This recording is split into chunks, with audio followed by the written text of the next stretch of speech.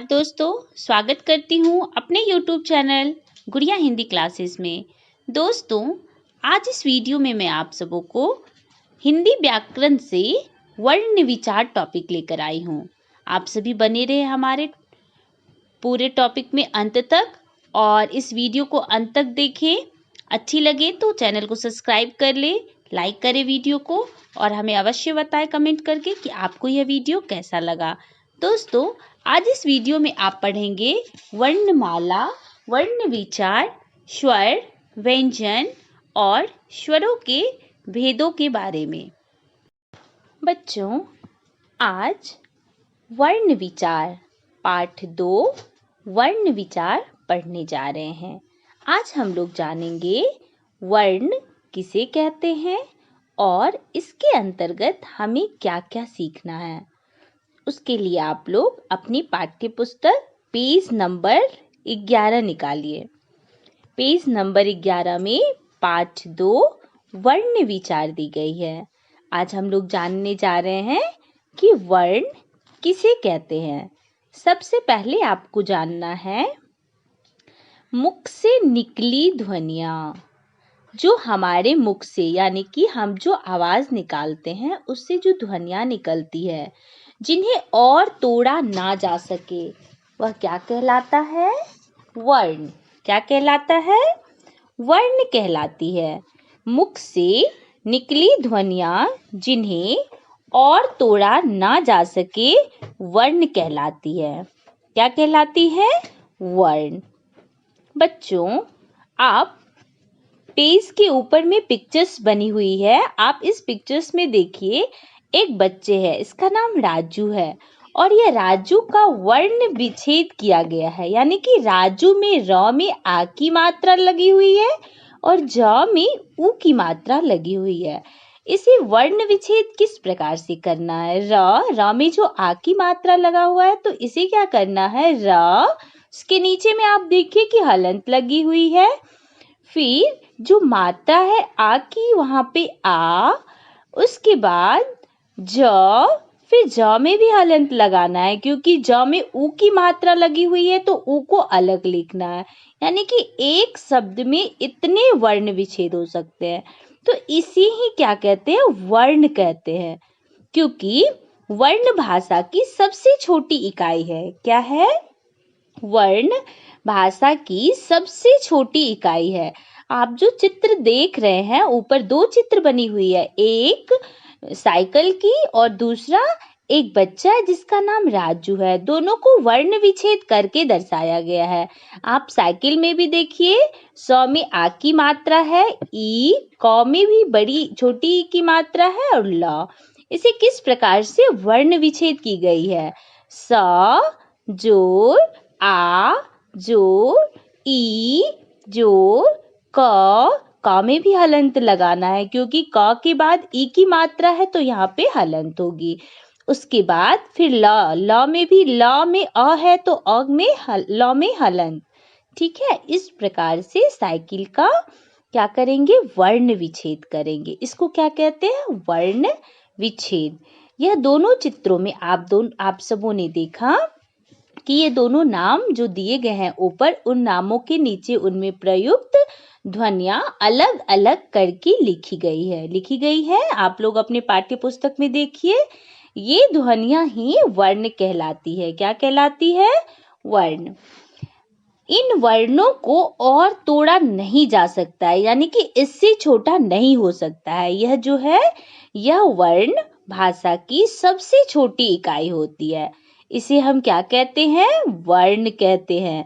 यानी कि हमारे जो मुख से निकली ध्वनियाँ होते हैं, जिन्हें और तोड़ा ना जा सके, वह वर्ण कहलाती है। यह परिभाषा है और आप लोग इसे याद रखेंगे कि मुख से जो आवाज निकलती है, जिन्हें हम और नहीं तोड़ सकते हैं, वह क्या कहलाती है? वर्ण। इसके 2 भेद होते हैं। कितने भेद होते हैं? 2 भेद होते हैं। कौन कौन से?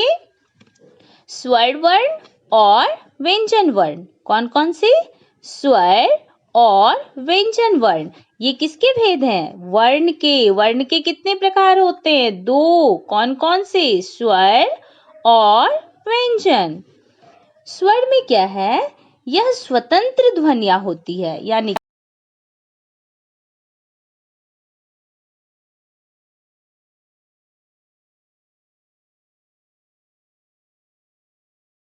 स्वर ये स्वतंत्र ध्वनियां होती है।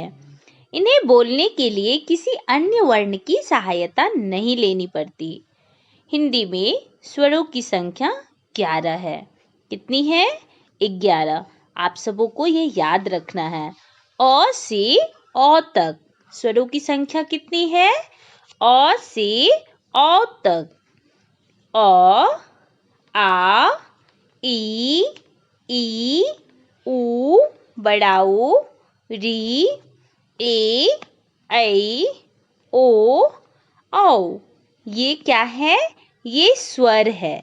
ये कितने हैं? इसकी जो संख्याएं हैं वो कितनी हैं? 11। ये क्या है? स्वर। अ से अ तक। इसको बोलते समय इस ध्वनियों में इन्हें बोलने के लिए किसी अन्य वर्ण की सहायता नहीं लेनी पड़ती है। ये ध्वनियां स्वतंत्र होती है। क्या होती है? स्वतंत्र होती है। किसके बारे में बात हो रही है? तो स्वर्ण वर्ण। इसकी संख्याएं कितनी है? तो 11। अ से अ तक। स्वर की मात्राएं, यानी कि भाषा को शुद्ध रूप में लिखने के लिए हमें मात्राओं का सही ज्ञान और प्रयोग करना आना चाहिए।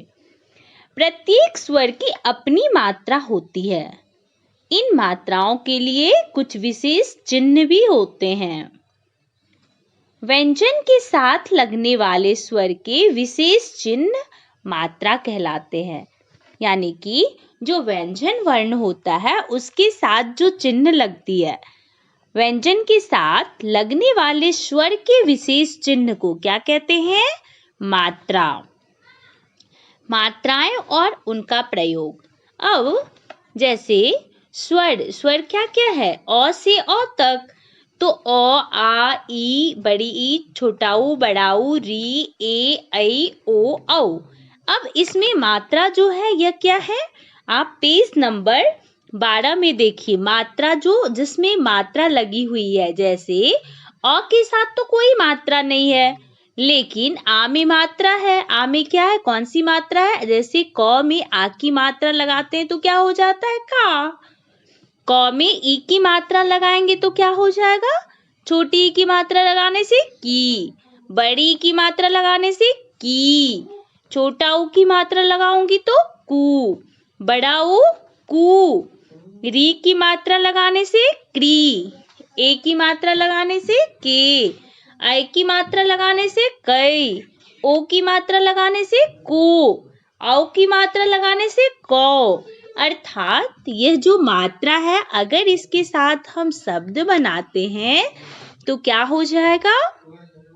क में क के साथ अगर शब्द बनाएंगे तो म लगा देंगे तो क्या हो जाएगा? कम। यानी अ के साथ। आ के साथ काम। ई के साथ किला। बड़ी के साथ कील। छोटा ऊ के साथ कुछ। फिर कपूर, कृपान, केला, कैसा, कोयल, कौआ। तो इस प्रकार से हम लोग मात्राएं और उनका प्रयोग करते हैं।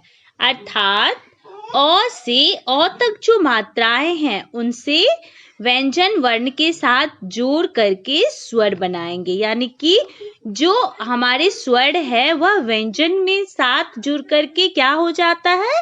मात्रा के साथ बनने से वह शब्द का निर्माण होता है। ये क्या है? व्यंजन के साथ, यानी व्यंजन में क व्यंजन में अ जोड़ेंगे तो क्या हो जाएगा? क। आ जोड़ेंगे तो का। क ई जोड़ेंगे तो की। तो इस प्रकार से हमें क्या लगाना है? मात्रा। तो यह क्या है? इसे मात्रा किसे कहते हैं? तो व्यंजन के साथ लगने वाले स्वर के विशेष चिन्ह को मात्रा कहते हैं। किसे कहते हैं? व्यंजन के साथ लगने वाले स्वर के विशेष चिन्ह को मात्रा कहते हैं। याद रखना है बच्चों। जैसे आप सबों ने जाना अ से अ तक स्वर की संख्या है 11, लेकिन अ के बाद क्या होता है? अंग अ होता है ना। तो ये अंग अ तथा अ भी वर्ण के अंतर्गत आते हैं। इसका स्थान स्वर के बाद और व्यंजन से पहले होता है, यानी कि अंग जो है इसे अनुस्वार कहते हैं। इसका उच्चारण नाक से होता है। इसका चिन्ह अंग की मात्रा आप अपनी पाठ्य पुस्तक में देखिए, पेज नंबर 12 में। यह क्या है? ऑप के ऊपर में अंग की मात्रा है, उसे अंग कहते हैं, और विसर्ग जहां पे है उसे अ कहते हैं। तो अंग की मात्रा से शब्द क्या बन जाएंगे? कंस, हंस, कंगल, जंगल और आदि। इस प्रकार बच्चों, इसी प्रकार से अह, इसे विसर्ग कहते हैं। इसका प्रयोग व्यंजन के बाद किया जाता है। इसका उच्चारण ह की तरह होता है। इसे हलंत कहते हैं। अह का चिन्ह विसर्ग होता है, जैसे प्रातः, अतः, पुनः। यह सब क्या है? अह यानी कि विसर्ग। और वस्तुतः अंग और अह स्वतंत्र वर्ण है, जिन्हें अयोगवाह कहते हैं। क्या कहते हैं? अयोगवाह कहते हैं। अब व्यंजन के बारे में जानिए। व्यंजन स्वतंत्र नहीं होते, क्योंकि मैंने पहले बताया है कि स्वर जो है वह स्वतंत्र होते हैं, उन्हें किसी भी व्यंजन की आवश्यकता नहीं होती। लेकिन व्यंजन स्वतंत्र नहीं होते हैं, क्योंकि इन्हें बोलने के लिए स्वरों की सहायता लेनी पड़ती है। सभी व्यंजनों में अ स्वर मिला होता है। हिंदी में 33 व्यंजनों की संख्या है। कितनी है? 33, 33। किसकी संख्या है? व्यंजन की। और स्वर की 11। कितनी है? व्यंजन की 33 और स्वरों की संख्या 11। तो व्यंजन कहाँ से है? क से ह तक, यानी क, ख, ग, घ, अंग, च, छ, ज, झ, य, ट, ठ, ड, ढ, मूर्धन्य न, त, थ, द, ध, न, प, फ, ब, भ, म, य, र, ल, व, तालव्य श, मूर्धन्य स, दंत स, ह। ये क्या है? ये व्यंजनों की संख्या है। इसमें संयुक्त व्यंजन भी होते हैं, जिसे अक्ष, त्र, ज्ञ और स्र के नाम से जानते हैं। संयुक्त व्यंजन हिंदी में कितने हैं? 4। ये क्या है? ये दो व्यंजनों के मेल से बनते हैं।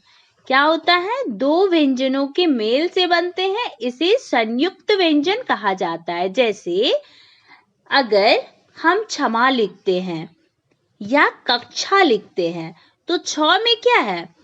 क्षमा में छ, तो यहाँ पे क और स, ये क्या है? ये दोनों मिल करके बना है, यानी कि संयुक्त व्यंजन में अक्ष, त्र, ज्ञ और श में क्या होते हैं?